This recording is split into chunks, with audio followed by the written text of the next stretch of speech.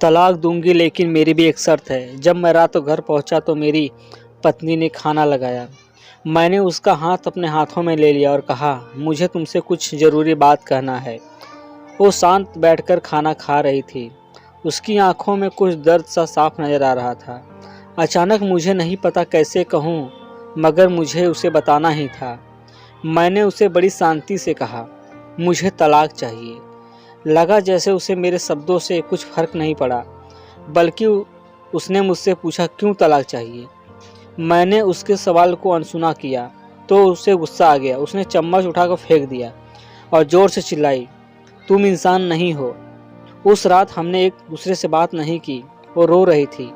मुझे पता था कि वो जानना चाहती थी कि आखिर ऐसा क्या हुआ जो हमारा रिश्ता टूटने के कगार पर आ गया, पर मेरे लिए उसके सवालों का जवाब दे पाना नामुमकिन था।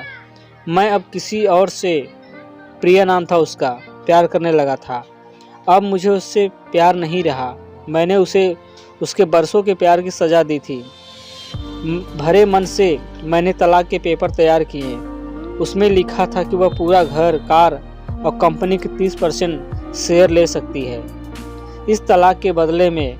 लेकिन उसने इन पेपर्स को देखा और उनके टुकड़े टुकड़े कर दिए। वो औरत जिसने मेरे साथ जीवन के 10 साल बिताए थे, वो आज मेरे लिए अनजान हो चुकी थी। मुझे इन 10 सालों का जो उसने मेरे लिए बर्बाद किए, मगर मैं क्या करूं?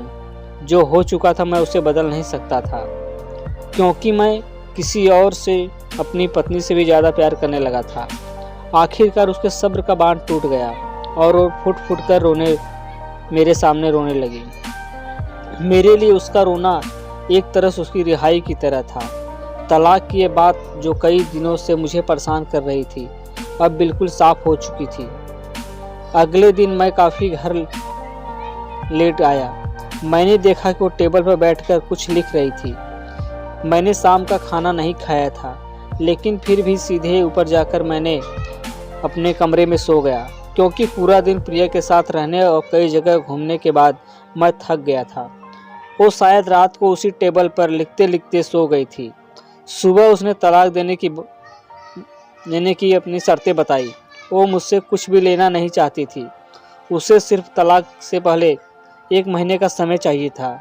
उसने आग्रह किया कि इस 1 महीने में हम दोनों वही पुराना वाला जीवन जिएं, जितना हो सके, संभव हो सके, क्योंकि आने वाले महीने में हमारे बेटे की परीक्षा है। वह नहीं चाहती थी कि हमारे टूटे रिश्ते का प्रभाव उसकी पढ़ाई पर पड़े। मुझे भी यह ठीक लगा, मगर वो कुछ और भी कहना चाहती थी। जैसे शादी के दिन मैं उसे उठाकर अपनी शयनकक्ष तक ले गया था, उसी तरह हर रोज़ 1 महीने तक मैं उसे शयनकक्ष से उठाकर मुख्य द्वार तक ले जाऊं।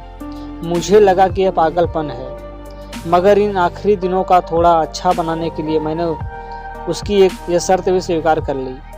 मैंने प्रिया को अपनी पत्नी की सभी शर्तें बताई। वो हंसने लगी।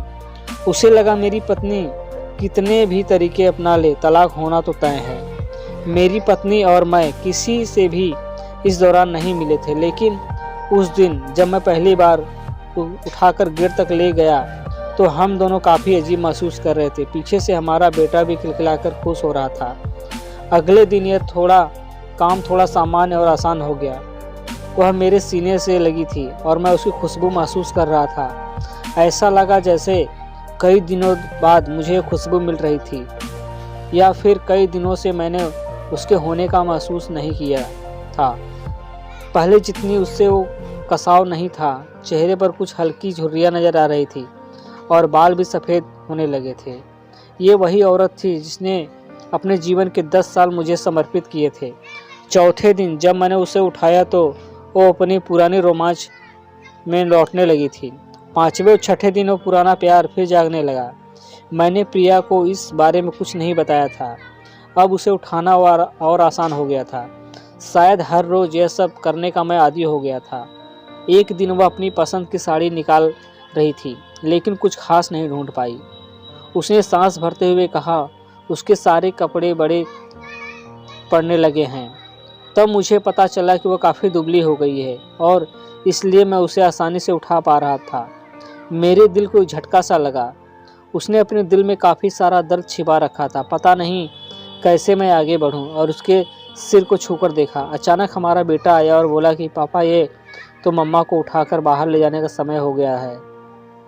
उसके लिए अपने पापा द्वारा मम्मा को इस तरह उठाकर ले जाते हुए देखना जीवन का अभिन्न हिस्सा बन गया था। मेरी मम्मी ने हमारे बच्चे को बुलाया और जोर से उसे गले लगा लिया। मैंने अपना चेहरा दूसरी तरफ कर लिया। मुझे लगा कहीं मैं अपना निर्णय न बदल दूं। मैंने अपनी पत्नी को रोज की तरह उठाया और बेडरूम से सिटिंग रूम होते हुए हॉल तक लाया। उसने प्यार से अपने दोनों हाथ मेरी गर्दन के आसपास रख दिए। मैंने उसे जोर से पकड़ रखा था, बिल्कुल हमारे सुहागरात की तरह, मगर उसका इतना कम वजन मुझे परेशान कर रहा था।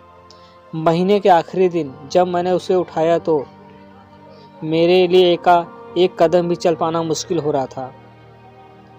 हमारा बेटा स्कूल जा चुका था। मैं अपनी कार से वापस गया और कार से कूदकर बाहर आ गया, बिना कार को लॉक किए।